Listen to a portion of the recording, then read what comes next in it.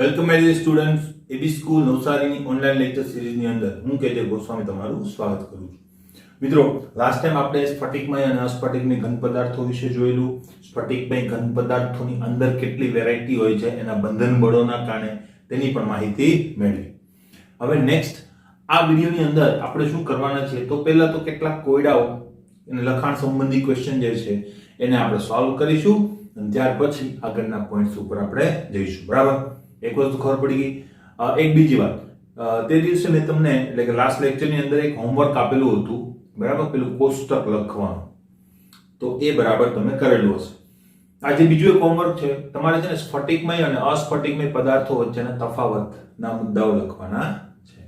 Clear? તો એ complete લખી નાખવાના છે આપણે આપણી કોપીની અંદર, કારણ કે પૂછાય જો આપણે એકવાર લખેલું હોય કમ્પ્લીટ, ભલે તમને ખબર છે સ્ફટિકમય અસ્ફટિકમય બંને વસ્તુ તમને ખ્યાલ છે, છતાં પણ એક પ્રેક્ટિસના પોઈન્ટ ઓફ વ્યૂથી આપણે લખવું જોઈએ. બરાબર? તો આ એક તમને હોમવર્ક એક્સ્ટ્રા. બીજી વાત, આજે કોયડાઓ કરાવીએ છીએ એ કોયડાઓ પણ બધા તમારે જાતે લખી લેવાના છે. હું બધા જ કોયડાઓને ઇવેલ્યુએટ કરી દઈશ, પણ બધા કોયડાઓ લખીને આપવાના નથી, આપણે આપતા પણ નથી. બરાબર? કોઈ એવો કોયડો હોય અથવા લખાણ સંબંધી ક્વેશ્ચન હોય કે જે બિયોન્ડ ધી ટેક્સ હોય, બરાબર, કે જેને ટેક્સ સાથે કોઈ વધારે રિલેશન ના હોય, એના જેવો કોઈ પોઈન્ટ આપણે એક્સ્ટ્રા ભણ્યા ના હોય, તો એ વસ્તુ લખીને આપું છું. તો દર વખતે કરીશું. મોટા ભાગે આપણા જે લખાણ સંબંધી ક્વેશ્ચન કોયડાઓ છે એ ટેક્સ્ટ બેઝડ જ હોય છે, જે આપણે ઓલરેડી ભણી ગયા છે. બરાબર? તો એની વિગત તો તમને ખ્યાલ છે. રેફરન્સ બુક તમારી પાસે છે, એની અંદરથી તમે રેફરન્સ લઈ શકો આ લખાણ સંબંધી ક્વેશ્ચન કે કોયડાઓના બાબતમાં. ક્લિયર? જોતા જઈએ હવે એક પછી એક. બરાબર? તો ટેક્સ્ટ બુક તમારી પાસે હશે અને એની અંદરથી ક્વેશ્ચન તમારે જોવાના છે. પેજ નંબર 4 અને લખાણ સંબંધિત પ્રશ્નો. બરાબર? તો શરૂઆત આપણે કરીએ છીએ. લખાણ સંબંધિત પ્રશ્નો. લખાણ સંબંધિત પ્રશ્નો. અને એની અંદર આપણે શરૂઆત કરીએ છીએ 1.1 થી. તો જોઈએ, ઘન પદાર્થો શા માટે દ્રઢ હોય છે? તો શું જવાબ આપી શકાય? બહુ ઈઝી ક્વેશ્ચન છે બધા. બરાબર? એટલે ફટાફટ આપણે એને કમ્પ્લીટ કરીશું. ઘન પદાર્થો શા માટે દ્રઢ હોય છે? તો શું થશે એનો આન્સર? બરાબર? હવે એનો આન્સર પ્રોપરલી આપવાનો. આપણે 2 માર્કનો ક્વેશ્ચન મિનિમમ હોય છે, તો 2 માર્કમાં જો આવો ક્વેશ્ચન આવવાની શક્યતા ઓછી હોય, પણ અલ્ટિમેટલી આપણે જ્યારે જવાબ આપતા હોઈએ ત્યારે માર્ક્સને એમ કહેવાય કે પૂરેપૂરો સંતોષ આપે, માર્ક્સ પ્રમાણે જસ્ટિફાઈ થાય એ પ્રમાણે તમારે આન્સર આપવો જોઈએ. જેમ દાખલો જે છે એનો જવાબ કદાચ તમને ખબર હોય અને દાખલો પૂછાયેલો હોય, તમે ડાયરેક્ટ લખી નાખો કે આ પ્રશ્નનો તો આ દાખલાનો જવાબ આટલો છે, તમને માર્ક્સ મળતા નથી. બરાબર? તેવી રીતે પ્રશ્નને પણ આપણે યોગ્ય રીતે રજૂ કરવો જોઈએ. તો યોગ્ય રીતનો મતલબ શું થાય? તો કે એની આજુબાજુની બધી માહિતી તમારે આપવી જોઈએ. દ્રઢ શા માટે હોય છે? તો આપણે શું લખીશું? ઘન પદાર્થોની અંદર રહેલા ઘટક કણોમાં અંતર આણવીય આકર્ષણ બળો કેવા હોય છે? પ્રબળ હોય છે. પહેલો મુદ્દો. બીજો મુદ્દો કરવાનો, અંતર આણવીય આકર્ષણ બળો પ્રબળ હોવાના કારણે ઘટક કણો એકબીજા સાથે ખૂબ જ પ્રબળ આકર્ષણથી જકડાયેલા રહે છે, જેના લીધે તેઓ હલી ચલી શકતા નથી અથવા તો મૂવમેન્ટ કરી શકતા નથી, અને તેની ગોઠવણી ખૂબ જ નજીક થઈ અને થતી હોય છે. એટલે કે ઓછા કદની અંદર ઘણા બધા અણુ પરમાણુ એટલે કે ઘટક કણો ગોઠવાયેલા હોય છે, જેના લીધે ઘન પદાર્થો દ્રઢ હોય છે, ચોક્કસ આકાર ધરાવે છે, ચોક્કસ કદ ધરાવે છે અને એકદમ કેવા હોય છે? સખત હોય છે. અને બીજા ગુણધર્મો પણ તમે લખી શકો, ઊંચા ગલન બિંદુ વગેરે વગેરે. ક્લિયર? બરાબર? આ રીતે આપણે આન્સર આપવાનો, જેથી કરીને આપણો પ્રશ્ન જે છે એ જસ્ટિફાઈ થાય માર્ક્સ માટે. ક્લિયર? એટલે એક શબ્દમાં આન્સર આપવાના બદલે તમે યોગ્ય રીતે વિસ્તૃત આન્સર આપો તો વધારે સારું રહેશે, ખાસ કરીને મોટા ક્વેશ્ચનની અંદર. બરાબર? તો મોટા ક્વેશ્ચન જે છે તમે લખેલા છે આપણી એક્ઝામની અંદર, પણ મેં જોયું કે ઘણી જગ્યાએ છોકરાઓ ફકરાઓ લખે છે. મોટા ભાગના પોઈન્ટ વાઇઝ લખાણ લખ્યું છે. આઈ એમ હેપી. બરાબર? બટ અમુક જે વ્યક્તિઓ છે, બરાબર, એ લોકો હજુ ફકરા વાળા લખાણ લખે છે. તો ફકરા લખવાનું બંધ કરો, પોઈન્ટ વાઇઝ લખાણ લખો. પોઈન્ટની વચ્ચે તમે એક લીટી પણ છોડી શકો. બરાબર? તફાવતના મુદ્દાઓ વચ્ચે પણ લીટી છોડો. બરાબર? તફાવત યોગ્ય રીતે આખો તફાવત લખો કમ્પ્લીટ. બરાબર. હવે તમને 3 માર્કમાં તફાવત પૂછાયેલા હોય તો એના 6 મુદ્દાઓ લખવા જોઈએ. તો 6 મુદ્દાઓ તમે 6 જ લીટીમાં પૂરા કરી દો, બરાબર, તો કન્ટેન્ટ ઓછું દેખાય. તમે લખેલું સાચું છે, કન્ટેન્ટ ઓછું દેખાય, તો કોઈને એમ થાય, અથવા તો કોઈ નવું વ્યક્તિ હોય ચેક કરવા માટે, તો એને એમ થાય કે અહીંયા માર્ક્સ પૂરે 3 માર્ક મારે કેમ આપવા 6 લીટીના. ખબર પડી, બરાબર. તો કન્ટેન્ટ જે છે 6 માર્ક 3 માર્ક્સનું છે, એનો મતલબ કે એનો જવાબ તમારે વિસ્તૃત આપવો જોઈએ. તો તમે એની આજુબાજુનું લખાણ પણ લખો, બરાબર. કોઈ એક જ મુદ્દો હોય તફાવતનો, અલ્ટિમેટલી એને પણ તમે લોંગ રીતે રજૂ કરી શકો, એટલે કે 3 લાઈનમાં આવે, જેથી કરીને આપણું કન્ટેન્ટ વધારે દેખાય. 1-1.5 પેજનું લખાણ હોય તો કોઈને 3 માર્ક આપવામાં પ્રોબ્લેમ થાય નહીં, બરાબર. તો આ વસ્તુ ખાસ ધ્યાનમાં રાખવાની. હંમેશા આ બધી વસ્તુ એને સ્માર્ટ વર્ક કહેવાય, કેવી રીતે રજૂ કરો, બરાબર. તમારો ખોરાક અથવા તો તમે કોઈ પ્રોડક્ટ વેચતા હોય, તમારી કોઈ બ્રાન્ડ હોય, અને તમે કોઈ વસ્તુ માનો કે વેચો છો, કોઈ ખાદ્ય વસ્તુ, બરાબર, ખાવાની વસ્તુ, બર્ગર વેચો છો, XYZ, પણ જો તમે એનું પેકિંગ બરાબર નહીં કરો, બરાબર, તો સારામાં સારી વસ્તુઓ પણ વેચાતી નથી. તમને ખ્યાલ છે, બરાબર. તમે કોઈ દુકાને જાઓ અને તમને ખ્યાલ હોય કે આ વસ્તુ તમને મળે છે, બરાબર, અલ્ટિમેટલી એ બે વસ્તુ તમને દેખાય કે આ પણ છે અને એક આ પણ છે, બરાબર. અલ્ટિમેટલી બંને અનનોન બ્રાન્ડ છે તમારા માટે, તમે બંનેને ઓળખતા નથી. તો તમે કયું બ્રાન્ડ પસંદ કરશો? સારા પેકિંગ વાળું, બરાબર. તો આ વસ્તુ છે, ખાસ ધ્યાન રાખજો. એટલે પેકિંગ મહત્વનું છે, એનો મતલબ કે આપણને આવડે છે, તેની રજૂઆત પણ મહત્વની છે, બરાબર. તો એ વસ્તુ પણ આપણે ખ્યાલમાં રાખવી જોઈએ. આ બધું શીખવાનું છે મિત્રો. ધીમે ધીમે તમે સ્કૂલની અંદરથી ઘણી બધી બીજી વસ્તુઓ શીખશો, બરાબર. રજૂઆત કેવી રીતે કરવી, કોઈ વસ્તુ આપણે પ્રેઝન્ટ કેવી રીતે કરવી, બધું શીખવાનું છે સાથે સાથે, બરાબર. તો 1.1 આપણે કમ્પ્લીટ કર્યો. 1.2 શું કહેવા માંગે છે? ઘન પદાર્થોને શા માટે નિશ્ચિત આકાર હોય છે? મેં જસ્ટ હમણાં કીધું એ જ આવશે એની અંદર. તો ફરીથી લખીશું, ઘન પદાર્થોના ઘટક કણો વચ્ચે પ્રબળ આંતર આણવીય આકર્ષણ બળો હાજર હોય છે, જેના લીધે શું થાય છે? ઘટક કણો એકદમ નજીક પ્રબળ આકર્ષણથી જકડાયેલા રહે છે. માટે ઘન પદાર્થોના આકારો કેવા હોય છે? નિશ્ચિત હોય છે તથા નિશ્ચિત કદ ધરાવે છે, કારણ કે એ લોકો મૂવમેન્ટ કરી શકતા નથી દ્રવ્યની જેમ.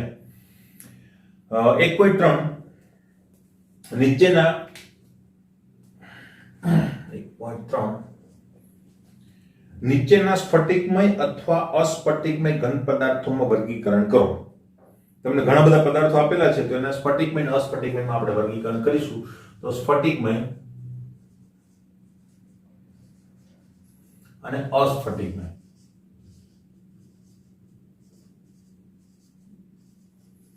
બરાબર, આ રીતે આપણે રજૂઆત કરીશું. તો એક પછી એક જોતા જઈએ. પહેલું છે આપણી પાસે પોલીયુરેથેન. હવે જો પોલી આગળ આવે એનો મતલબ એ વસ્તુ શું છે? પોલિમર છે. પોલિમર હોય તો એના માટે શું કરીએ છીએ આપણે? બરાબર, પોલિમર તમને ખ્યાલ છે કેવા પ્રકારનું મટીરીયલ હોય. પોલિમર મોટા ભાગે કેવા હોય છે?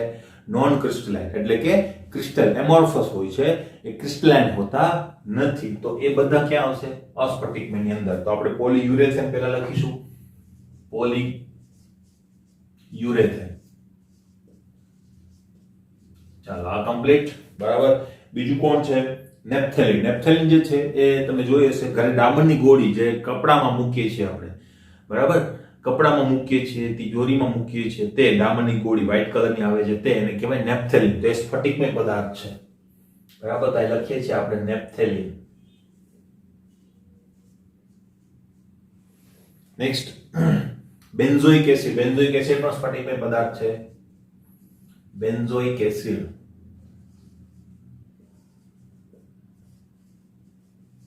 ક્લિયર. નેક્સ્ટ આવે છે ટેફલોન. ટેફલોન પાછું શું છે? પોલિમર, એટલે શું થશે? અસ્ફટિકમય. ટેફલોન, બરાબર. પછી કોણ છે? Potassium nitrate. Potassium nitrate ionic પદાર્થ છે અને આયોનિક ઘન થશે, બરાબર, એટલે એ શું થઈ જશે? સ્ફટિકમય. Cellophane paper. સેલોફેન પણ એક પ્રકારનો પોલિમર પદાર્થ છે, એટલે સેલોફેન. સેલોફેન પેપર જે છે એ રેપિંગ માટે ઉપયોગમાં આવે છે. સેલોફેન પેપર છે, બરાબર. ત્યાર પછી છે પોલીવિનાઇલ ક્લોરાઇડ. તો પોલીવિનાઇલ ક્લોરાઇડ એટલે પીવીસી. પીવીસી તો અલ્ટિમેટલી પોલિમર જ છે. પોલિમર તો કેવા હશે? એમોર્ફસ, બરાબર. Fibre glass. ફાઈબર ગ્લાસ, ફાઈબરનો મતલબ શું થાય? અલ્ટિમેટલી પોલિમર પદાર્થ, બરાબર. તો ફાઈબર ગ્લાસ, ફાઈબર ગ્લાસ, તો આ પણ શું થશે? Non crystalline. તાંબુ એટલે ધાતુ કેવી હોય છે? ક્રિસ્ટલાઇન હોય છે તાંબુ, અથવા તો કોપર તમે એને કહી શકો. તો આ ક્વેશ્ચન પર કમ્પ્લીટ. નેક્સ્ટ 1.4 ઘન પદાર્થનો વક્રી ભવનાંક બધી દિશામાં એક સરખું મૂલ્ય ધરાવે છે. આ ઘન પદાર્થના સ્વભાવ વિશે ટીકા કરો.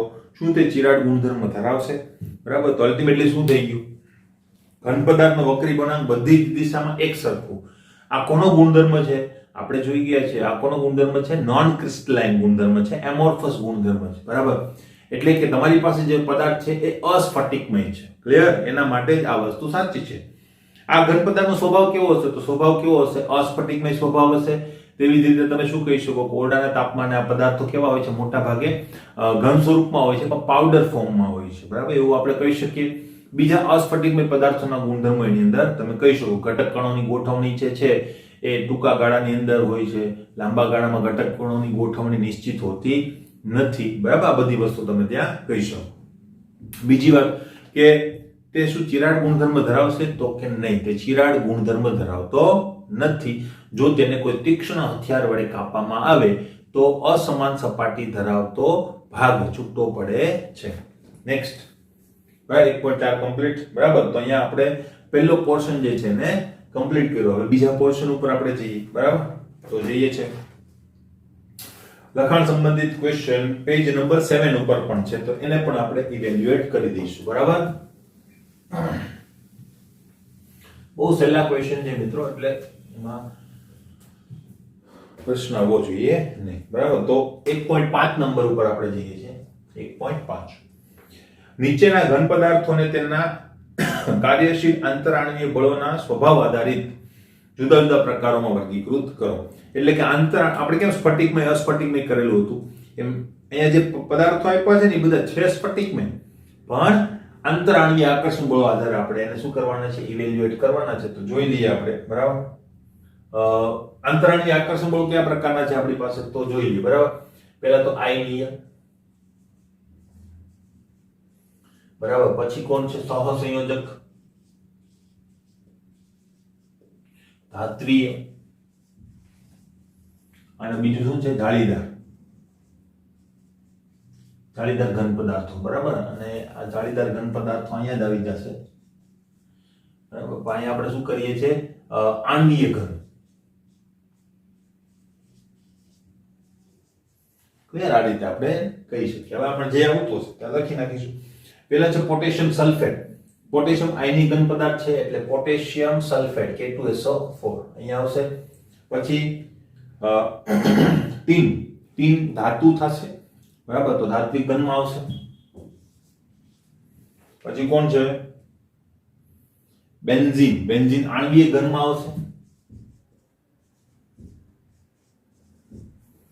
પછી યુરિયા પણ આણ્વીય ઘનમાં આવશે.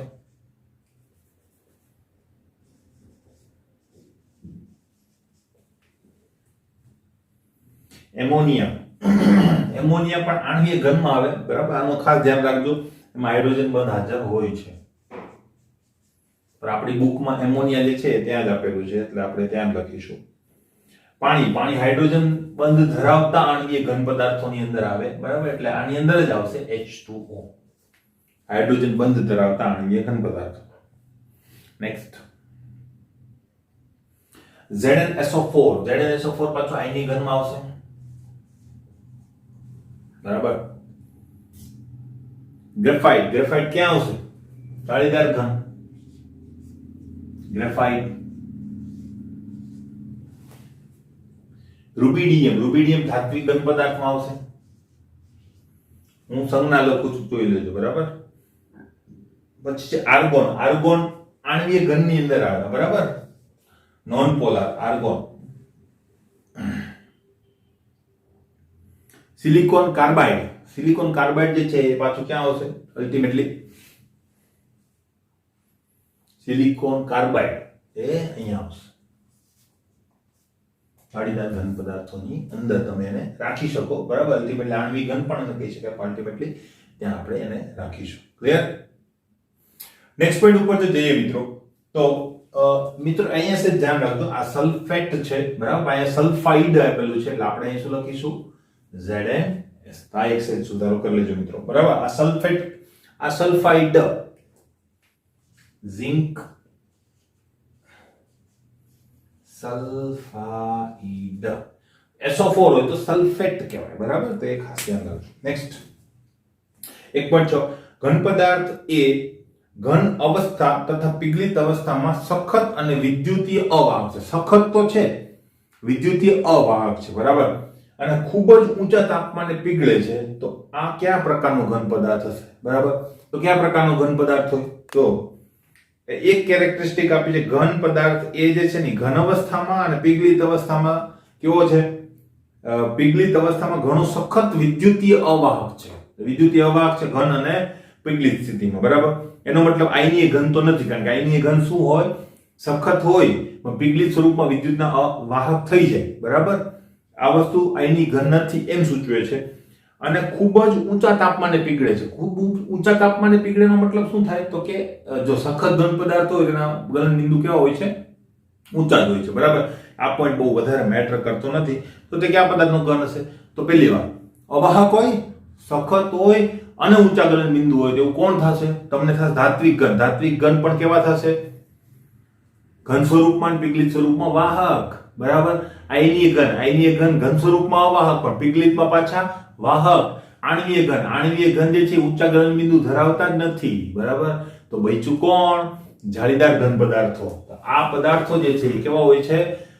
સખત હોય છે અને પ્લસ શું હોય છે? ઘન અને પ્રવાહી બંને સ્થિતિમાં કેવા હોય છે? અવાહક હોય છે.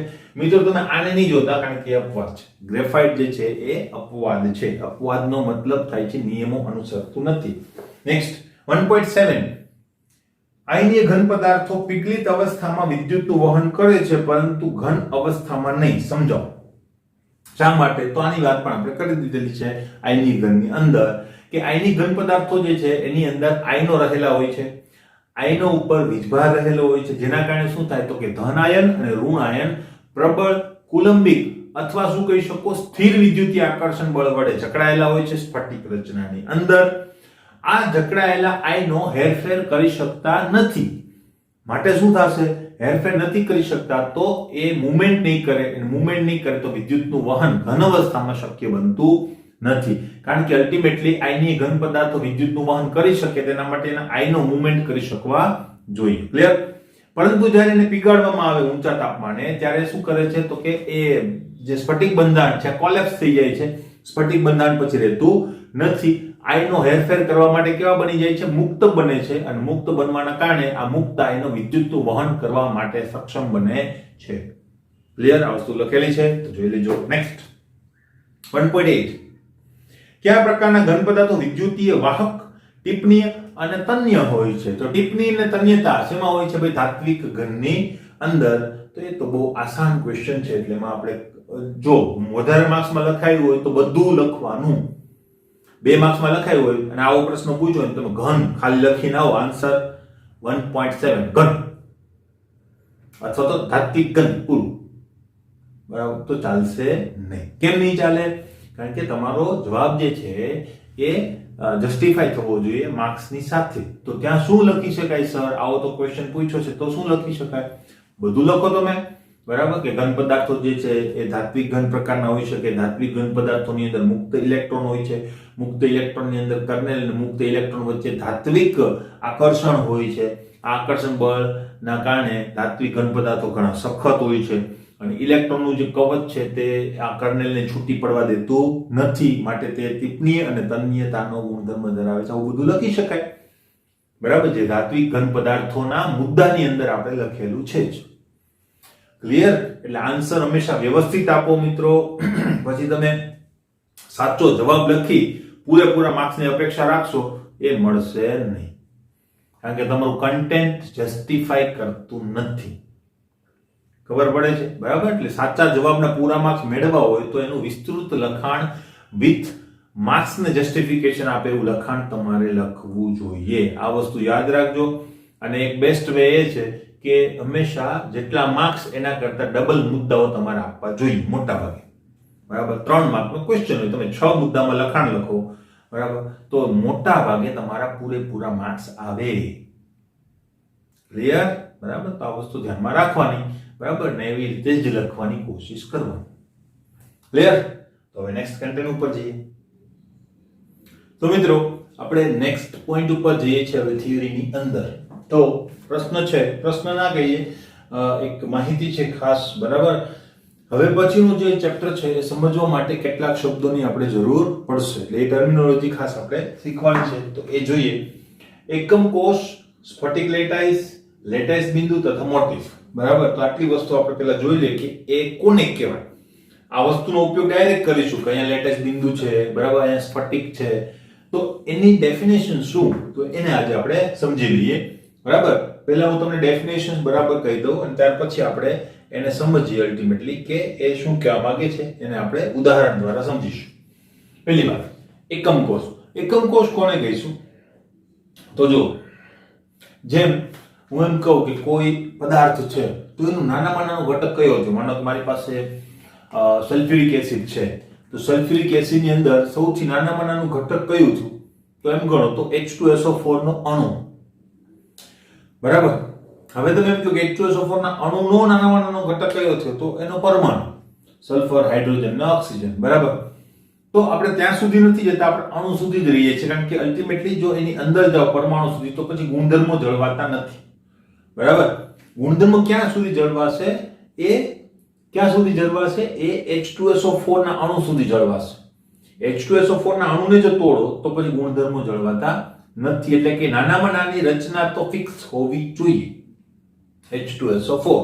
બરાબર, તો એવી જ રીતે આપણી પાસે અહીંયા એકમ કોષ છે. એકમ કોષ એ નાનામાં નાનો ઘટક છે. કોનો? સ્ફટિકનો.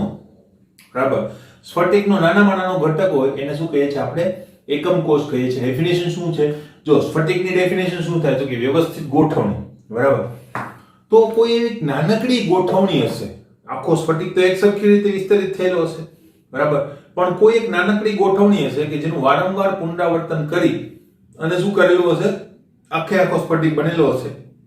તો એ નાનામાં નાની કઈ ગોઠવણી કરી શકાય કે જેના કરતા નાની ગોઠવણી શક્ય નથી? તો એ નાનામાં નાની ગોઠવણીને શું કહેવામાં આવે છે? એકમ કોષ. ક્લિયર? જોઈએ. પદાર્થના નાનામાં નાના ઘટક કણને શું કહેવાય? પરમાણુ અથવા તો અણુ. મેં જસ્ટ હમણાં તમને કીધું એ રીતે. તે જ રીતે ઘન પદાર્થના સ્ફટિકને ઓળખવા માટે તેના નાનામાં નાના કણને શું કહેવામાં આવે છે? એકમ કોષ કહે છે.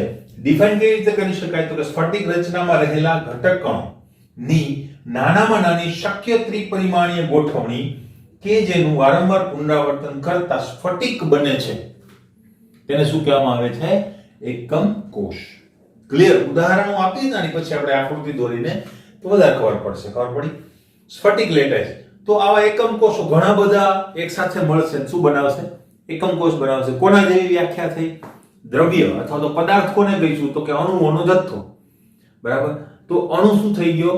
પદાર્થનો નાનામાં નાનો એકમ. બરાબર, તો આ રીતે છે એકમ કોષ. એકમ કોષ ઘણા બધા આવશે તો શું બનાવશે? સ્ફટિક લેટાઈસ. એટલે એકમ કોષ વ્યવસ્થિત રીતે ત્રિપરિમાણીય રીતે ગોઠવાય, જોડાય અને શું બનાવે છે? સ્ફટિક લેટાઈસ બનાવે છે. તો અસંખ્ય એકમ કોષ ત્રિપરિમાણમાં એકબીજા સાથે ગોઠવાય સ્ફટિક રચના બનાવે છે, જેને શું કહેવામાં આવે છે? સ્ફટિક લેટાઈસ. તો સ્ફટિક રચના અને સ્ફટિક લેટાઈસ આમ તો બે વસ્તુ કેવી છે? સેમ જ છે. બરાબર, એટલે આપણે અહીંયા બંને શબ્દોનો ઉપયોગ કરેલો છે. નેક્સ્ટ, ઘન પદાર્થમાં રહેલી ઘટક કણોની વ્યવસ્થિત ત્રિપરિમાણીય ગોઠવણીને શું કહેવામાં આવે છે? સ્ફટિક લેટાઈસ. આ વ્યાખ્યા. હવે આ વ્યાખ્યામાં એકમ કોષ આવ્યો. બરાબર, આ વ્યાખ્યા ડાયરેક્ટ તમે લખી શકો. લેટાઈસ, સ્ફટિક લેટાઈસ એટલે શું? તો કે ઘન પદાર્થમાં રહેલી વ્યવસ્થિત ત્રિપરિમાણીય ઘટક કણોની ગોઠવણી એને શું કહેવામાં આવે છે? સ્ફટિક લેટાઈસ કહેવામાં આવે. વ્યવસ્થિત ગોઠવણી લાંબા ગાળા સુધી. અને એ ગોઠવણીનો નાનામાં નાનો શક્ય પાર્ટ એને શું કહેવામાં આવે છે? એકમ કોષ. એનાથી નાનો પાર્ટ કરવા જાઓ તો શું થાય? ગુણધર્મો ગુમાવાઈ જાય. આ વસ્તુ ખાસ ધ્યાનમાં રાખવાની. બરાબર, માનો કે પદાર્થ H2SO4 ની વાત મેં હમણાં કરી. પદાર્થ છે H2SO4, એને ડિવાઈડ કરતા જાઓ. બરાબર, તો બે ભાગમાં ડિવાઈડ કર્યું તો અહીંયા દ્રવ્ય, એને ડિવાઈડ કરો, તો છેલ્લે તમારી પાસે શું આવશે? એક અણુ, H2SO4 નો અણુ. હવે જો H2SO4 ના અણુને તમે તોડવા જાઓ એટલે પછી ગુણધર્મો જળવાતા નથી. એટલે ગુણધર્મો ક્યાં સુધી જળવાય છે? H2SO4 ના અણુ સુધી, તો એ અણુને આપણે શું કહીશું? એનું છેલ્લું સ્વરૂપ, કે જ્યાં ગુણધર્મો જળવાય છે. તો એકમ કોષ સ્ફટિકના બધા જ ગુણધર્મો ધરાવતું હોય છે, પણ જો એને તોડવામાં આવે તો પછી ગુણધર્મો જળવાતા નથી. ક્લિયર? લેટાઈસ બિંદુ, બિંદુઓનો સમૂહ અથવા તો સેટ ઓફ પોઈન્ટ્સ જેને જોડવાથી સ્ફટિક લેટાઈસ બનાવી શકાય તેવા બિંદુઓને શું કહેવામાં આવે છે? સ્ફટિક લેટાઈસ. દાખલા તરીકે તમારે માનો કે સમઘન બનાવવું છે અથવા તો ચોરસ બનાવવું છે, બરાબર? તો ચોરસ બનાવવા માટે આપણે શું જોઈએ? 4 બિંદુઓ જોઈએ કે નહીં? આવી રીતે આને જોડી દો તો શું બની જાય? ચોરસ. તો આ બિંદુઓ જે છે એને શું કહેવાય? લેટાઈસ બિંદુ કહેવાય. શું કહેવાય? લેટાઈસ બિંદુ કહેવાય. એવી રીતે આ દ્વિપરિમાણની વાત કરી, ત્રિપરિમાણની વાત કરું તો ત્રિપરિમાણમાં પણ લેટાઈસ બિંદુ હોય, બરાબર? કારણ કે અલ્ટિમેટલી આવી રેખાઓ રેગ્યુલરમાં તો હોતી નથી, બરાબર? હાઇપોથેટિકલ હોય છે. એટલા માટે આ બિંદુ જે છે એ જ અગત્યના હોય છે ખાસ કરીને, પણ એ હાઇપોથેટિકલ, એક કલ્પના છે, બરાબર? એવા બિંદુ તમને યોગ્ય અથવા તો રિયલ મેટરમાં તમને એમ કે બિંદુઓ જોવા મળે નહીં. ક્લિયર? અને આ બિંદુઓ જે છે એને શું કહેવાય? તમારું લેટાઈસ બિંદુ, બરાબર? સ્ફટિકની રચના જાણવા માટે લેટાઈસ બિંદુ ખાસ અગત્યના હોય છે. મોટા ભાગે આપણે જે ગણતરીઓ કરીએ છીએ લેટાઈસ બિંદુ ઉપર આધારિત જ કરતા હોઈએ છીએ, બરાબર? પછી આવે છે મોટિફ. તો એમ ગણો તો મોટિફ અને લેટાઈસ બિંદુની અંદર ઘણું કન્ફ્યુઝન થાય, બરાબર? તો પેલા જોઈ લઈએ શું કહેવા માંગે છે. સ્ફટિકમાં ઘટક કણ તરીકે અણુ, પરમાણુ કે આયન હોય છે, એને ઘટક કણ કહેવાય. ઘટક કણ શબ્દ ત્રણેય માટે વાપરી શકાય, બરાબર? લેટાઈસ બિંદુ પર ગોઠવાતા ઘટક કણોને શું કહેવામાં આવે છે? મોટિફ કહેવામાં આવે. તો એને ઘટક કણ નહીં કહેવાય, કહેવાય, બરાબર? તો આ બે વસ્તુ આપણે જોઈ લઈએ કે આ ને આ બે વસ્તુ શું કહેવા માંગે છે, બરાબર? તો જોઈએ. હવે આપણે એક ઉદાહરણ જોઈએ એટલે વધારે આપણને ખ્યાલ આવશે.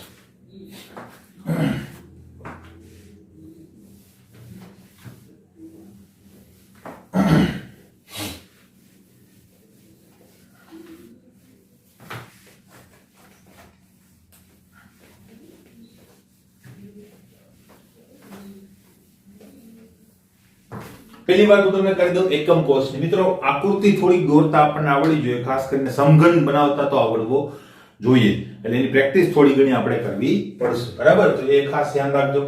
હવે જો હું એકમ કોષની પહેલા વાત કરી દઉં, બરાબર? તો જો ફટાફટ આપણે આકૃતિ દોરીશું.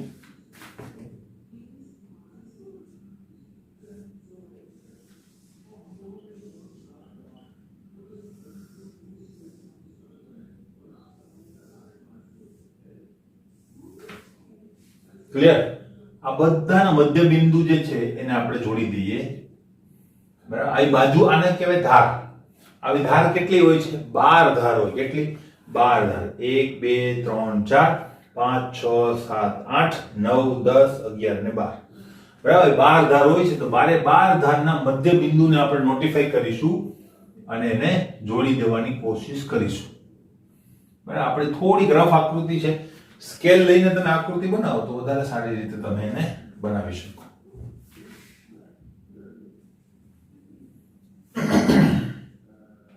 બની ગયું? આ ધાર જે છે મધ્ય બિંદુ અંદાજિત ક્યાં હોવું જોઈએ?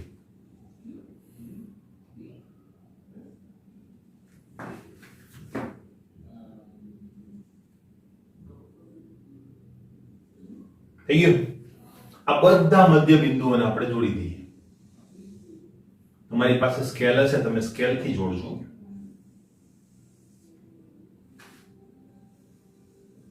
આ જોડી દીધું, બરાબર? થોડું અહીંયા જોડાઈ ગયું, બરાબર? હવે આ બે મધ્ય બિંદુઓને જોડી દઈએ. જોડાઈ ગયું? જોડાઈ ગયું, બરાબર? આ બે મધ્ય બિંદુઓને જોડી દઈએ. આ જોડાઈ ગયું. આ અને આ મધ્ય બિંદુઓને જોડી દઈએ. જોડાઈ ગયું. આ બંનેને જોડી દઈએ અને આ પાછળની બાજુ છે એને પણ આપણે જોડી દઈએ. જોડાઈ ગયું, બરાબર? હવે આ અને આ બંને સામસામેના જે મધ્ય બિંદુઓ છે એને પણ આપણે જોડી દઈએ. આ અને આ એને પણ આપણે જોડી દઈએ અને વચ્ચે પણ જોડી દઈએ. ક્લિયર?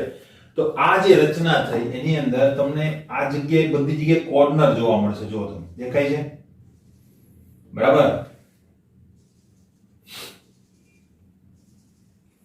હવે તમને સ્ફટિક રચના દેખાતી હશે.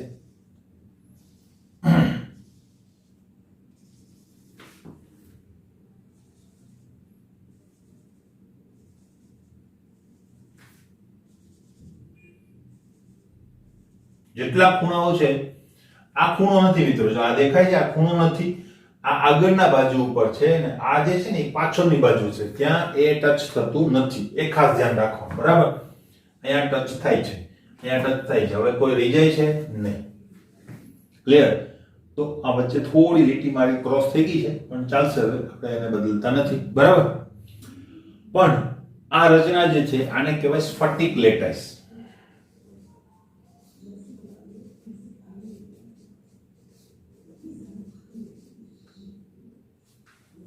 ક્લિયર? આને કહેવાય સ્ફટિક લેટાઈસ. ક્લિયર? આટલી વસ્તુ ખબર પડી ગઈ. હવે આ સ્ફટિક લેટાઈસ છે એની અંદર તમે જુઓ તો એક નાનકડી એવી રચના છે. અહીંયા જો આપણે રહી ગયું છે, બરાબર. એક નાનકડી એવી રચના છે કે જેનું વારંવાર પુનરાવર્તન થતું હોય છે, બરાબર. તો જો તમને અહીંયા એક રચના દેખાય છે. હવે એ રચનાને હું થોડીક ઉપજાવવાની કોશિશ કરું તો જો આ રચના તમને દેખાય છે.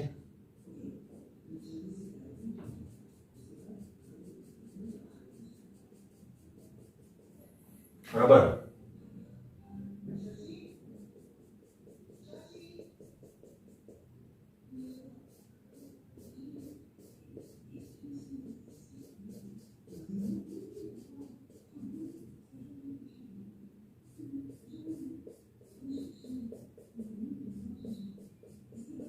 દેખાય છે, બરાબર. અને એની પાછળનો જે બેઝ છે એને પણ હું રંગી નાખું છું.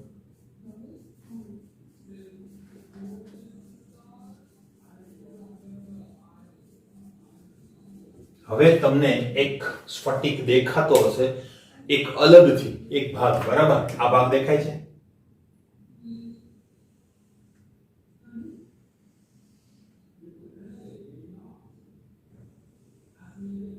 દેખાય છે આ ભાગ, બરાબર. તો આ ભાગ જે છે એ તમે જોઈ શકો છો, એનું વારંવાર પુનરાવર્તન થાય છે. 1 2 આ જગ્યાએ, પછી એની પાછળ બી છે 3, પછી આની પાછળ છે 4, અને આ ચારે ચારની નીચે સેમ ટુ સેમ વસ્તુ છે 1 2 3 અને 4. એટલે 4 અને 4 એ 8 એકમો મળીને એક વસ્તુ બની છે, જેને શું કહેવાય છે? સ્ફટિક લેટાઈસ. તો આ નાનામાં નાની રચના જે છે એને શું કહેવાય? એકમ કોષ. એટલે આ શું છે? આપણો એકમ કોષ.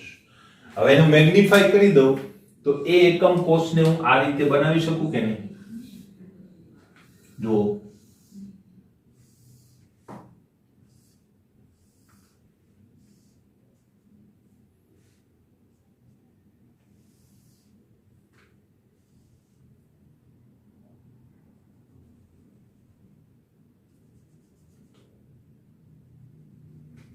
ક્લિયર?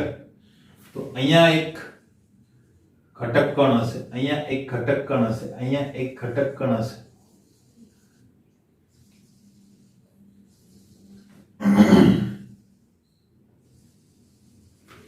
બરાબર. તો આને શું કહેવાય? એકમ કોષ.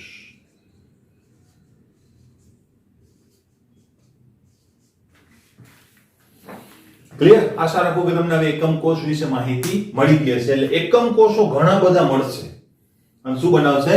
સ્ફટિક લેટાઈસ બનાવશે. તમે આટલી એક જ સ્ફટિક લેટાઈસ બનાવી શકો? ના મિત્રો, હજુ તમે આની ઉપર પણ વધારી શકો, આમ પણ વધારી શકો. કેવી રીતે વધે? તો જો આ રચના જે છે એને હું અહીંયા એક્સટેન્ડ કરી દઉં. આ રીતે હું એક્સટેન્ડ કરી દઉં અંદાજિત. આ રચના છે ને અહીંયા એક્સટેન્ડ કરી દઉં, બરાબર. અહીંયા નીચે સુધી એક્સટેન્ડ કરી દઉં, આને પણ નીચે સુધી એક્સટેન્ડ કરી દઉં. તો આ મેં વધારી દીધી રચના, બરાબર. તો હજુ તમે એને આગળ સુધી લઈ જઈ શકો, બરાબર. સ્કેલ ને બરાબર માપ રાખો તો વ્યવસ્થિત રીતે તમે એને આગળ સુધી લઈ જઈ શકો એવી રચના તમે બનાવી શકો.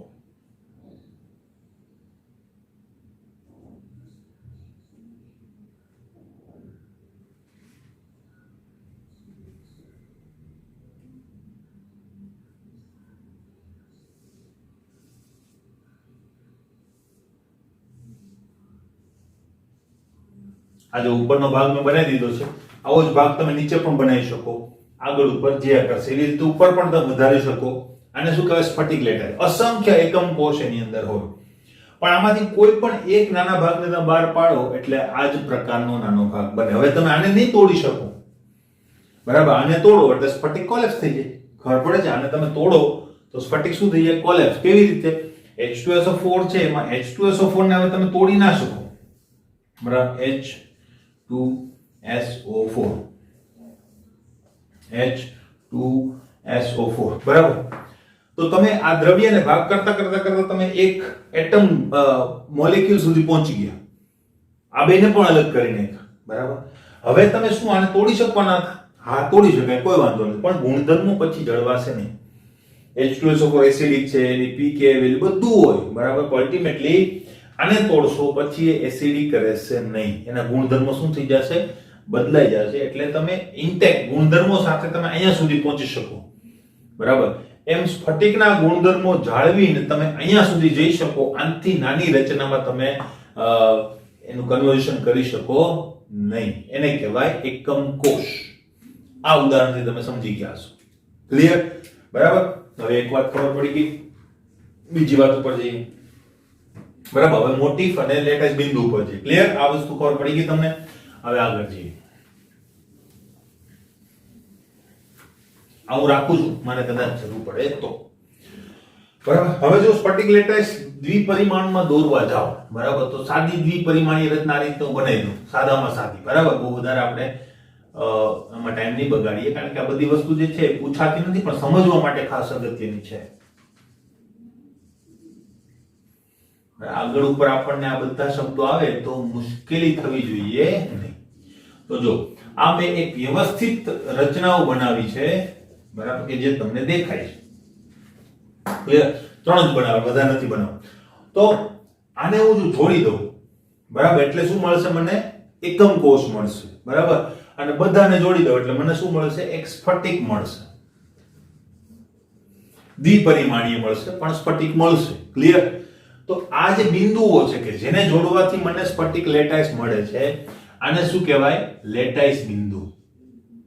લેટાઈસ બિંદુ પણ કે ને લેટિસ બિંદુ પણ કે, હે, એ યાદ રાખજો. ઘણીવાર લેટાઈસ પણ લખેલું હોય, બરાબર? તો એ ગુજરાતીમાં પણ લખાય છે લેટાઈસ, બરાબર? તો બંને એક જ અર્થ કરે છે, એમાં કોઈ નવી વસ્તુ નથી. તો એવી જ રીતે આ એકમ કોષ છે, તો આ શું થશે? લેટાઈસ બિંદુ થશે કે નહીં? બરાબર? Lattice point. ક્લિયર? બરાબર? ખબર પડી? બરાબર? અહીંયા જો મેં રેખાથી જોડેલું છે, અહીંયા રેખાથી જોડેલું નથી. ક્લિયર? લેટાઈસ બિંદુ ખબર પડી ગઈ. હવે મોટિફ. મોટિફ એટલે ઘટક કણ. હવે ઘટક કણ તો કોઈ પણ હોઈ શકે, અણુ, પરમાણુ, ગમે તે હોઈ શકે, બરાબર? તો અલ્ટિમેટલી ઘટક કણને જો આ બિંદુ ઉપર મૂકવામાં આવે, જો તમે ઘટક કણ તરીકે આને કહેશો કે આ ઘટક કણ છે, બરાબર? આવું ઘટક કણ તમારી બુકમાં દોરેલું છે એટલે આવું દોરું છું. આ શું હોઈ શકે? 2 પરમાણુ ધરાવતું કોઈ અણુ, માનો કે HF છે, લ. ક્લિયર? તો આ જે છે એને શું કહેવાય? ઘટક કણ કહેવાય. શું કહેવાય? ઘટક કણ. આ ઘટક કણ છે, બરાબર? આ ઘટક કણને લેટાઈસ બિંદુ ઉપર તમે મૂકી દો આવી રીતે,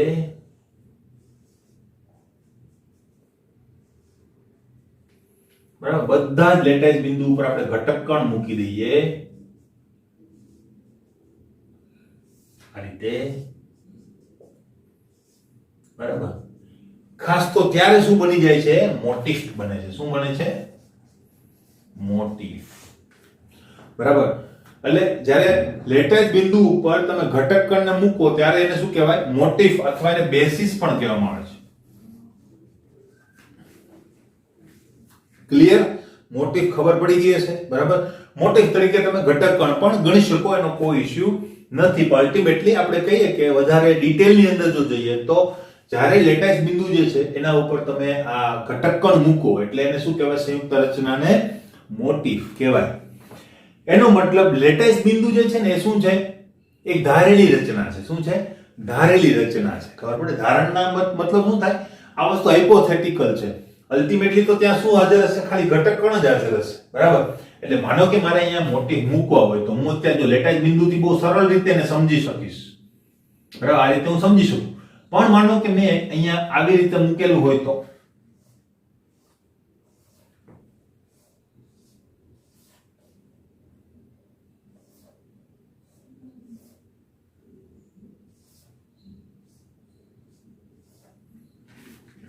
આ 4 નથી, ખાલી ઉપરના જ દર્શાવેલા છે, એવા નીચે પણ હશે.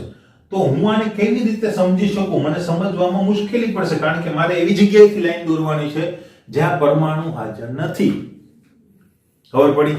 બરાબર. તો જો હું આની અંદર એક એવું પોઈન્ટ મૂકી દઉં કે જેનાથી હું આખી લેટાઈસ સમજી શકું, તો એને શું કહેવાય? સરળતા પણ પડે, અને એ પોઈન્ટને આપણે શું કહીએ છીએ? લેટાઈસ બિંદુ કહીએ છીએ. ખબર પડી લેટાઈસ બિંદુ એટલે શું? બરાબર. લેટાઈસ બિંદુ એક હાઇપોથેટિકલ પોઈન્ટ છે. લેટાઈસ બિંદુને ઘટક કણ સમજવાની જરૂર નથી. લેટાઈસ બિંદુ ઉપર ઘટક કણ જે છે એ શું થતા હોય છે? પ્લેસ થતા હોય છે, અને એને શું કહેવાય? મોટિફ. ક્લિયર? આટલી વસ્તુ બરાબર. તો આટલી વાત ખબર પડી કે આપણને શું ખબર પડે ત્યાં સુધીમાં? એકમ કોષ, બરાબર, સ્ફટિક લેટાઈસનું નાનામાં નાની રચના કે જેનું વારંવાર પુનરાવર્તન થઈને સ્ફટિક લેટાઈસ બને છે, એને શું કહેવાય? એકમ કોષ. સ્ફટિક લેટાઈસ કોને કહેવાય? એની ડેફિનેશન જ બોલીશું. ઘટક કણોની વ્યવસ્થિત ત્રિપરિમાણીય ગોઠવણી કે જેના કારણે આખો ઘન પદાર્થ બને છે, એને શું કહેવાય છે? સ્ફટિક લેટાઈસ. ત્રીજું આપણે જોયું લેટાઈસ બિંદુ. તો બિંદુઓનો એક સેટ કે સમૂહ કે જેને જોડવાથી આપણને શું મળે છે? લેટાઈસ રચના મળે છે, એને શું કહેવાય? લેટાઈસ બિંદુ. અને લેટાઈસ બિંદુ ઉપર જ્યારે આપણે ઘટક કણ મૂકીએ છીએ તો એને શું કહેવામાં આવે છે? મોટિફ કહેવામાં આવે છે. મોટિફ તરીકે શું હોઈ શકે? તો કે અણુ, પરમાણુ કે આયન ગમે તે હોઈ શકે, ઘટક કણની જેમ જ. ક્લિયર? પણ મેં એની થોડીક બાબતો તમને કીધી. ક્લિયર છે? હવે સ્ફટિક લેટાઈસ જે છે એ 14 પ્રકારની હોય છે. કેટલા પ્રકારની? 14 પ્રકારની સ્ફટિક લેટાઈસ આપણે જાણીએ છીએ. બરાબર. તો સ્ફટિક લેટાઈસ ત્રિપરિમાણની અંદર જો જોઈએ, સ્ફટિક લેટાઈસ 14 પ્રકારની હોય છે.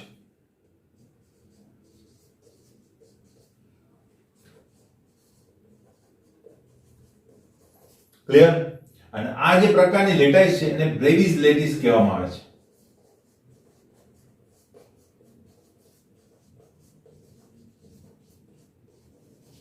એને શું કહેવામાં આવે છે? બ્રેવિસ લેટાઈસ કહેવામાં આવે છે. આ બધા પ્રકાર જે છે એને આપણે આગળ ઉપર ભણવાના છીએ, તો વધારે ડિટેલની અંદર ચર્ચા ત્યારે કરીશું. અત્યારે ખાલી આટલું યાદ રાખજો. 14 પ્રકારની લેટાઈસ રચનાઓ આપણે જાણીએ છીએ, એને શું કહેવામાં આવે છે? ના વૈજ્ઞાનિકના નામ ઉપરથી બ્રેવિસ લેટાઈસ અથવા તો બ્રેવિસ લેટિસ કહેવામાં આવે છે. ક્લિયર? બરાબર. તો નેક્સ્ટ પોઈન્ટ ઉપર જઈએ. તો મિત્રો જોઈએ તો એકમ કોષ, સ્ફટિક અને લેટાઈસ બિંદુની આપણે વાત કરી. હવે સ્ફટિક લેટાઈસ જે છે મેં કીધું 14 પ્રકારની હોય, તેની અંદરથી આપણે કેવી રીતે એના પ્રકારો બને તો એની એક સાદી માહિતી આપણે લઈએ. જો સ્ફટિક એ જોઈએ તો એની અંદર તમે જુઓ તો એક ઘટક કણના ઉપર બીજું ઘટક કણ, એના ઉપર ત્રીજું ઘટક કણ, એની બાજુમાં એક ઘટક કણ, નીચે ઘટક કણ. બરાબર. હવે આને સ્ફટિક એ કહીએ. બીજી ગોઠવણી તમે સાદી કેવી રીતે કરી શકો? તો કે જો આ એક ઘટક કણ, એક ઘટક કણ એની ઉપર, એક ઘટક કણ એની ઉપર, પણ એક ઘટક કણ આ બંને ઘટક કણની વચ્ચે પણ છે. બરાબર. તો એ સર કે સર આ વચ્ચે ક્યાંથી આવી ગયું? બરાબર. તો મિત્રો આ રીતે ગોઠવણી કરી શકાય કે નહીં? માનો કે ગોળાઓની આપણે વાત કરીએ. બરાબર. હું આ બે કાઢી નાખું છું આકૃતિ દોરવા માટે. જો એક ગોળો અહીંયા છે, એક ગોળો એની ઉપર મૂકો, એક ગોળો એની બાજુમાં મૂકો, એક ગોળો અહીંયા મૂકો. તો આ ગોઠવણી થઈ ગઈ કે નહીં? 1 2 3 4 1 2 3 and 4. આ થઈ ગઈ કે નહીં ગોઠવણી? બરાબર. હવે હું અહીંયા કેવી રીતે ગોઠવણી કરું છું એ જોજો. એક ગોળો અહીંયા મૂક્યો, બરાબર, એક ગોળો અહીંયા મૂક્યો, બરાબર, એક બીજો ગોળો અને એક ગોળો એની વચ્ચે મૂકી દીધો આ રીતે. તો નવી ગોઠવણી થઈ કે નહીં? બરાબર. આ ગોઠવણી કરી શકાય. બરાબર. તો આ બે પ્રકારની ગોઠવણી તમે અહીંયા કહી શકો. ક્લિયર? બરાબર. તો સ્ફટિક A અને સ્ફટિક B એક ઉદાહરણ. હવે સ્ફટિકની કેટલીક લાક્ષણિકતાઓ ઘણીવાર પૂછાતી હોય છે, પણ એકદમ ઓછા આઈએમપી ક્વેશ્ચન ની અંદર આ વસ્તુ બધી લઈ શકાય. બરાબર. તો સ્ફટિક લેટાઈસની લાક્ષણિકતાઓ શું છે? તો પહેલું, લેટાઈસના પ્રત્યેક બિંદુને લેટાઈસ બિંદુ અથવા લેટાઈસ સ્થાન કહેવામાં આવે છે. વાત હમણાં આપણે કરી તે. સ્ફટિક લેટાઈસનું પ્રત્યેક બિંદુ એક ઘટક કણ દર્શાવે છે જે પરમાણુ, અણુ કે આયન હોઈ શકે. હમણાં આપણે વાત કરી હતી મોટિફ સ્ફટિક લેટાઈસ, એની અંદર આપણે એ વસ્તુ જોઈ. લેટાઈસનો ભૌમિતિક આકાર દર્શાવવા લેટાઈસ બિંદુઓને સીધી રેખા વડે જોડી અને બનાવવામાં આવે છે. હવે તમને એમ થાય સર સ્ફટિક કેવો હશે? તો એને તમે સીધી રેખા વડે આવી રીતે જોડી દો એટલે તમને શું મળી જાય? એક સ્ફટિકનો આકાર તમને જોવા મળે. પણ બધાને જોવા પડશે. ક્લિયર? સેમ વસ્તુ તમે અહીંયા પણ જોડી શકો. તો જો અહીંયા તમને એક નવો આકાર જોવા મળશે. બરાબર. આ રીતે બધું થશે કે નહીં? બધાને જોડવાના હોય, બરાબર. તો આ રીતે તમે બધાને જોડો તો સરસ આકારો તમારી સમક્ષ આવે કે જે બીજા સ્ફટિકથી કેવા હોય છે, અલગ હોય. બરાબર. તો બધા જોડી શકો, હું બધા જોડતો નથી, પણ ટૂંકમાં આ છેલ્લો મુદ્દો હું તમને ખાલી સમજાવવા માંગુ છું. દાખલા તરીકે આની પહેલા આપણે જે સ્ફટિક દોર્યું, ભાઈ એની અંદર હું આવી રીતે લખી શકું કે નહીં?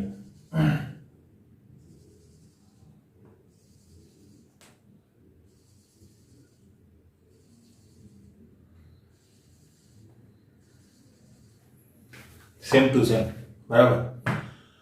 હવે તમે જુઓ, હું તો આને આમ જોડી દઉં, સમઘન બની ગયું કે નહીં? જો તો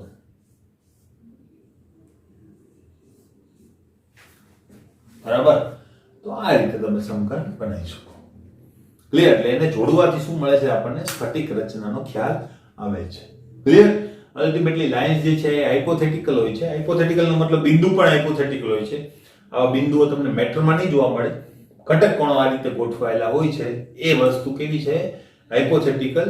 પણ આ વસ્તુ ખરેખર આ રીતે ગોઠવાયેલી હોય છે, કારણ કે આપણને પ્રાયોગિક પુરાવાઓ એને અનુરૂપ જ આપણને જોવા મળે છે. ક્લિયર? બરાબર. નેક્સ્ટ પોઈન્ટ ઉપર જઈએ. નેક્સ્ટ મિત્રો આપણે જોઈએ દ્વિપરિમાણીય એકમ કોષ. બરાબર. હવે દ્વિપરિમાણીય અને ત્રિપરિમાણીય બંનેની આપણે વાત કરીશું અને એને કેટલીક લાક્ષણિકતાઓ જોઈશું. દ્વિપરિમાણની અંદર, દ્વિપરિમાણનો મતલબ આ બોર્ડ, બરાબર, કે એની અંદર કે બહાર કંઈ હોતું નથી. બે જ પરિમાણ હોય છે, લંબાઈ અને પહોળાઈ. બરાબર. દ્વિપરિમાણી બાજુની લંબાઈ a અને b, એમાં c આવશે નહીં. બરાબર. આ બાજુઓ વચ્ચેનો ખૂણો જે છે એ શું હશે? ગામા. આપણે પસંદ કરી લઈએ છીએ. ધરાવતા સમાંતર બાજુ ચતુષ્કોણને પસંદ કરવામાં આવે છે. સમાંતર બાજુઓ હશે બધા. ક્લિયર? તો એને નિયમો પણ બધા સમાંતર બાજુ ચતુષ્કોણના લાગુ પડે. ક્લિયર? હવે જોઈ લઈએ. દ્વિપરિમાણમાં શક્ય એકમ કોષો બહુ બધા દોરી શકાય, બરાબર, પણ એની અંદર આપણને કેટલાક આપેલા છે. તો આ એક હાઇપોથેટિકલ, a અને b બાજુની લંબાઈઓ અને આ ખૂણો ગામા. બરાબર. તો આની અંદર શું હોઈ શકે? કાં તો ખૂણો 90 ડિગ્રીનો હોય અને બાજુ બંને કેવી હોય? એ એકદમ સાદામાં સાદું ચોરસ. બરાબર. ખૂણો 90 ડિગ્રીનો જ હોય, પણ આ લંબાઈઓ જુદી જુદી હોય. આ લંબાઈ થોડીક વધારે હોય, ટૂંકી પણ હોઈ શકે. એટલે બે લંબાઈઓ સરખી હોય નહીં, લંબચોરસ બનશે. બરાબર. પછી ખૂણો જે છે 90 થી ઘટી જાય, 60 ડિગ્રીનો જો ખૂણો હોય, બરાબર, તો અલ્ટિમેટલી 60 ડિગ્રીનો ખૂણો a અને b લંબાઈઓ કેવી હોય? સરખી. એવી રીતે અલગ પણ રાખી શકાય અને બીજો કોષ પણ તમે બનાવી શકો આ રીતે. ક્લિયર છે મિત્રો? બરાબર.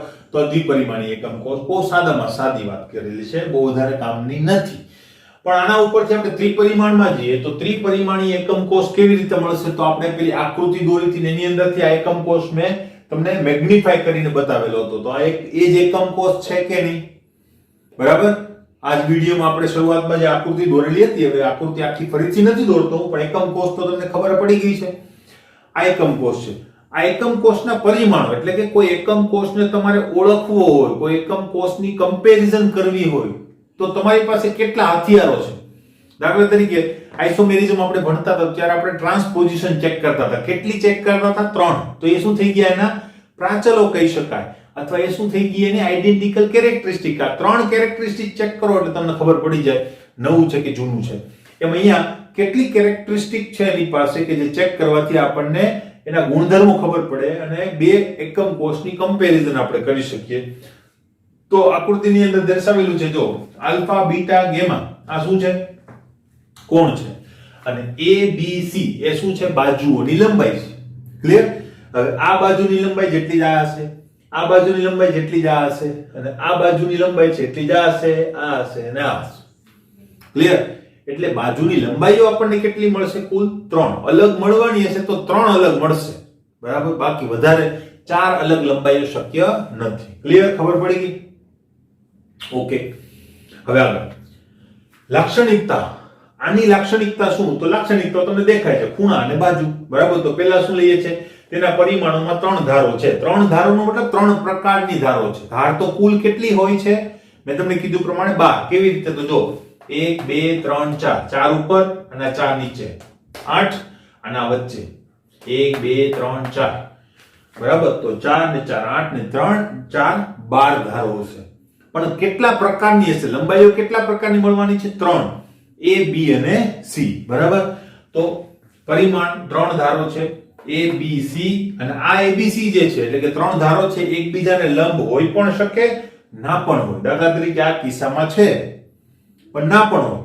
તો ના હોય તો કેવા પ્રકારનું હોય? આગળ ઉપર આપણે એકમ કોષની આખી વિધિ કરવાના છીએ તો ત્યારે વધારે આપણને જાણકારી મળશે કેટલા પ્રકારના એકમ કોષ હોય. બરાબર, પ્રિમિટિવ છે, પ્રિમિટિવ પ્રકારના એકમ કોષ છે, આદિમ એકમ કોષ છે, સિમ્પલ ક્યુબિક ક્લોઝ પેક છે. બરાબર, એ બધા આપણે આગળ ઉપર ભણીશું તો ત્યારે આપણે આની જરૂર પડશે. આનું કોષ્ટક પણ આપેલું છે, કોઈને જોવું હોય તો જોઈ લેજો. ક્લિયર? આગળ એક તો બાજુ, બીજું શું હશે? ખૂણા. તો શું છે? ધાતુ વચ્ચેના ખૂણા. કેટલા છે? 3. તો આ ખૂણા ખાસ યાદ રાખજો મિત્રો, આલ્ફા, બીટા અને ગામા. આલ્ફા નો મતલબ બી અને સી વચ્ચેના ખૂણાને શું કહેવાય? આલ્ફા. કારણ તો કે આપણે બધું ફિક્સ કરવું પડશે.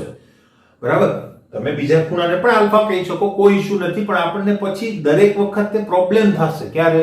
કમ્પેરિઝન ની અંદર. બરાબર, તો આલ્ફા નો મતલબ શું થાય? તો કે બી અને સી વચ્ચેના ખૂણાને આપણે શું કહીશું? આલ્ફા. એ અને સી વચ્ચેના ખૂણાને શું કહીશું? બીટા. અને એ અને બી વચ્ચેના ખૂણાને શું કહીશું? ગામા. ચલો, તો અઘરું થઈ ગયું. બરાબર, હવે કેમ યાદ રાખવું? બહુ સિમ્પલ છે મિત્રો. આલ્ફા એટલે એ આલ્ફા કહેવાય કે નહીં? એ જેવું જ છે કે નહીં? સ્મોલ એ એટલે આલ્ફા એમ ગણો. બરાબર, આલ્ફા એટલે એ. તો એ એવી બે ધારો વચ્ચેનો ખૂણો હશે જ્યાં એ નહીં હોય. જો એ તો બી સી, બીટામાં બી તો આમાં બી નહીં હોય. બસ, ગેમાને આપણે સી ગણી લઈએ તો આમાં સી નહીં હોય. ઈઝી, એકદમ ઈઝી થઈ ગયું કે નહીં? બરાબર, એ માં એ નહીં હોય, બી માં બી નહીં હોય, સી માં સી નહીં હોય, એટલે ગામામાં સી નહીં હોય. ક્લિયર? બરાબર, તો આ રીતે તમે યાદ રાખી શકો અને બહુ ઈઝીલી આ વસ્તુ, જો કે પૂછવાની શક્યતા ઓછી, જો કે આ પૂછાઈ શકે છે, આ 2 માર્કમાં પૂછાય એવો પ્રશ્ન છે. આ બધી વસ્તુ આપણે ખાલી અહીંયા સુધી પહોંચવા માટે ઉપયોગ કર્યો. હવે આની ઉપરથી આ બધી વસ્તુ યુઝ કરીને આપણે આગળના પોઈન્ટ્સ સમજવાના છે. તો આગળ આવશે ત્યારે આપણે એની ચર્ચા કરીશું. ક્લિયર? તો મળીએ નેક્સ્ટ વિડીયોની અંદર.